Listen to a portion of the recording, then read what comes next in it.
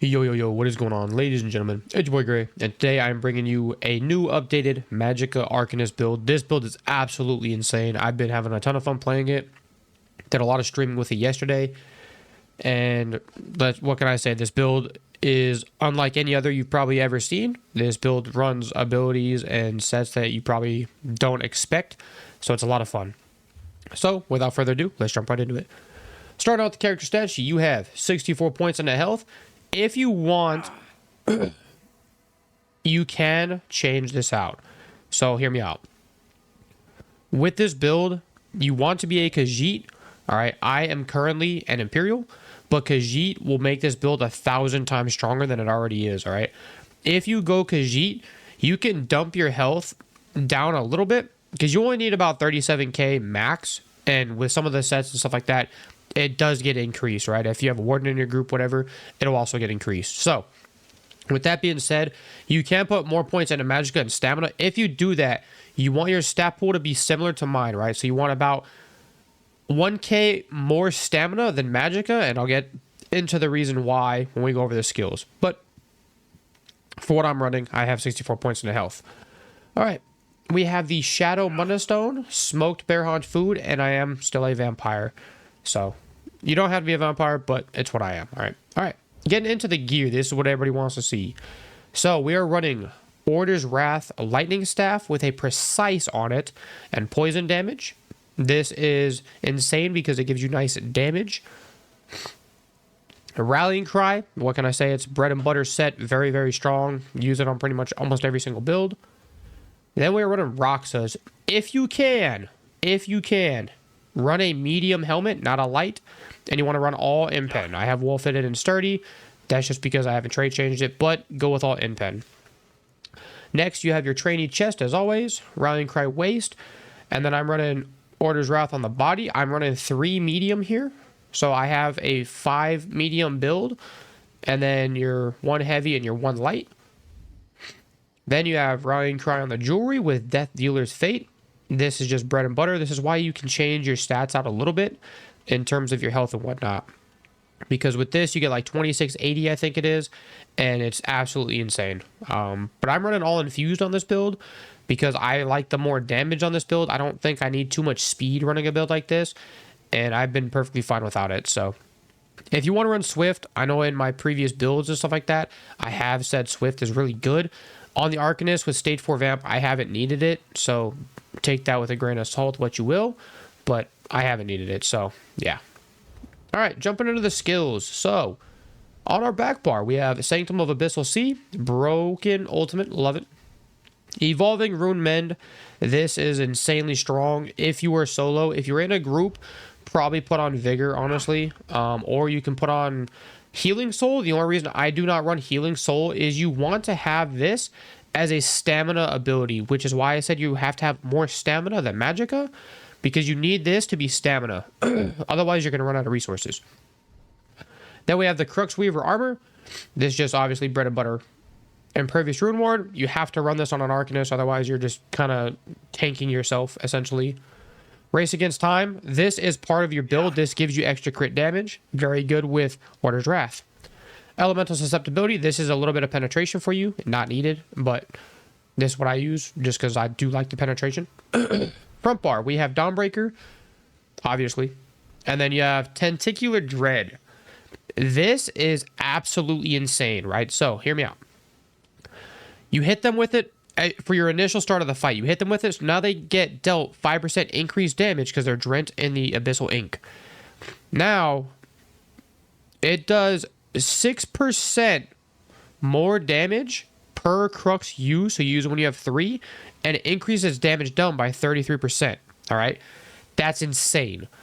Now, it does frost damage to enemies who are immobilized for 3 seconds.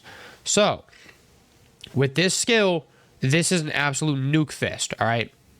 The way you proc that is using your Writhing Rune Blades, or your Writhing, whatever it's called. Use Rune Blades as your spammable, and every time you get more Crux, you get more crit rating and crit damage per Crux. So you can get up to 12% more crit damage based off having 3 Crux activated, alright? Camo Hunter you get for more crit just more crit rating. Then you have recuperative treaties. We are not running the other one because we like the sustain coming from this. It gives you really, really good sustain. The other one does a little bit more damage, but this one has higher sustain, which is why we go for it. Then you want Rune Guard of Freedom. This gives you minor protection, extra armor, and a nice little heal when you're outnumbered. All right. So that is pretty much that. Very, very good build. If you want to change out anything, you can, whatever you feel fit for. Like, if you don't need elemental susceptibility, you can put Vigor here if you really want and put on Sword and Board. And then, if you don't want to run this, you can put Sword and Board ulti and just sprint away from people and be fine. But that's totally up to you. So, take that, make the build however you see fit for yourself, all right? All right, jumping into the CP. So, we have Fighting Finesse, Master at Arms, Resilience, Duelist Rebuff. If you want, you can take off Resilience for Ironclad, making yourself even tankier. I just like having a flat-out 2500 crit resist without my Rallying Cry proc, okay? So I'm very tanky against Nightblades and stuff like that try to gank me, and I pretty much don't die to gankers. And then when I have my Rallying Cry, I'm pretty much immortal, all right? So keep that. Very strong. All right, jumping into the red, we have Celerity. Obviously, we run in movement speed. If you run Swift, you could take off Celerity for something else, but I don't run Swift, so I run Celerity. Then I have Bastion. This is mainly for your spammable Rune Ward. Very strong. Pain's Refuge and Sustained by Suffering. I would not change any of these out, me personally, because you do need to sustain with this build. That's why we have Roxas, okay? So keep that in mind. Green Tree, whatever you want there. But that's pretty much the build. If you do have any questions, please leave it in the comments below. If you haven't, subscribe, like the video, comment if you have any questions about anything, and hope you enjoy the gameplay right after this. If you guys do, I'll catch you guys later. Peace. Darling, I've been tempted by the darkness, telling me that I should throw it all away. Fight so hard, my heart is hardly helpless. Find myself so desperate on my knees to break.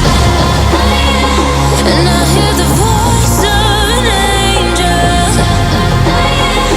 telling me not to lay down. And I feel the spirit guiding, telling me not to give up. Hold on to every promise I've been praying for. Like I hold on to every garment, won't surrender, not tonight.